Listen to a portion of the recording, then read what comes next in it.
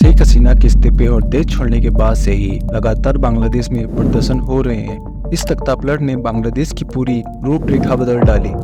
बांग्लादेश की एक यूनिवर्सिटी से शुरू हुए इस प्रदर्शन ने एक ऐसा रूप ले लिया जिसने पूरे बांग्लादेश को आग में झुकने का काम किया है। जैसे शेख हसीना की एक गलती से जल उठा बांग्लादेश। बांग्लादेश 1 जुलाई 2024 जब बांग्लादेश की एक यूनिवर्सिटी में छात्रों का शांतिपूर्वक धरना शुरू हुआ।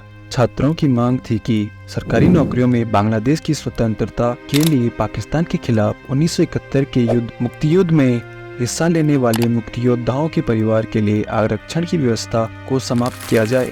लेकिन शेख हसीना ने इन प्रदर्शनों को खारिज करते हुए कह दिया कि छात्र अपना समय बर्बाद कर रहे हैं। यह आंदोलन उग्र होता गया और 19 जुलाई को प्रदर्शनकारियों के खिलाफ सुरक्षा बलों की कार्रवाई में 67 लोगों की मौत हो गई। इसके 2 दिन बाद ही 21 जुलाई को बांग्लादेश की सुप्रीम कोर्ट ने 1/3 आरक्षण के विरोध में फैसला दिया और आरक्षण की सीमा को घटाकर 5% करने का फैसला सुनाया। लेकिन छात्र इससे संतुष्ट नहीं हुए और वह इस आरक्षण को पूरी तरह समाप्त करने की मांग करते रहे, जिसके बाद सरकार के सख्त रवैये से उनकी नाराजगी और बढ़ती गई। बीते कई महीनों से कोटा सिस्टम हटाए जाने को लेकर बांग्लादेश में सरकार के खिलाफ छात्रों का प्रदर्शन बेहद आक्रामक रहा था। लेकिन 14 जुलाई को हसीना ने कुछ ऐसा कर दिया कि लोगों का गुस्सा कंट्रोल करना बेहद मुश्किल हो गया। शेख हसीना ने 14 जुलाई को दिए गए बयान में आरक्षण के मामले पर रजाकारों का जिक्र किया था। दरअसल हसीना ने कहा था कि अगर कोटा स्वतंत्रता सेनानियों के बच्चों को नहीं दिया जाएगा तो क्या रजाकारों के बच्चों को मिलेगा। दरअसल रजाकार को बांग्लादेश में बहुत ही सम्मानित तरीके से नहीं देखा जाता। रजाकार वो लोग हैं जो बांग्लादेश की स्वतंत्रता आंदोलन में ईस्ट पाकिस्तान वॉलंटियर फोर्स के साथ थे। वहीं इस शब्द को छात्रों ने नारे की तरह इस्तेमाल किया, जिसके बाद देश में लगातार हालात बेकाबू होते चले गए।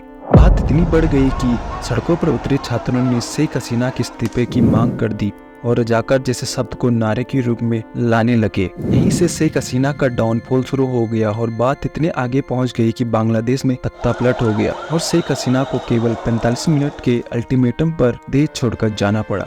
शेख हसीना की सरकार पर साल दर साल भ्रष्टाचार के आरोप लगते आए हैं। हाल ही में बांग्लादेश की मीडिया ने एक रिपोर्ट जारी कर शेख हसीना के घर काम करने वाले एक कर्मचारी के पास अरबों की संपत्ति का खुलासा किया था। लेकिन खुद हसीना ने इस शख्स के पास इतनी संपत्ति होने को लेकर हैरानी जताई थी। बांग्लादेश की इकोनॉमी रिकॉर्ड में तो अच्छा कर रही थी, लेकिन बेरोजगारी की सीमा भी बढ़ती जा रही थी। लोगों में इस बात को लेकर गुस्सा था कि लगभग 40% जॉब्स कोटा के चलते कुछ ही परिवारों को इसका फायदा हो रहा है। लेकिन इसके साथ ही महंगाई भी एक बड़ी समस्या बन चुकी थी। कोविड के बाद बांग्लादेश के हालात खराब होते गए और शेख हसीना की लोकप्रियता का डाउनफॉल स्टार्ट हो गया। जहां वो एक तरफ लोकप्रियता खोती जा रही थी तो दूसरी ओर इस मौके का फायदा उठाने के लिए जमात इस्लामी जैसे कट्टरपंथी ग्रुप इंतजार कर रहे थे और धीरे धीरे ये ग्रुप शेख हसीना की राजनीति को खोखला करते चले गए। साल 1971 में पाकिस्तान से अलग होकर स्वतंत्र देश बनने के बाद से बांग्लादेश में इतने बड़े पैमाने पर पहली बार हिंसा हुई।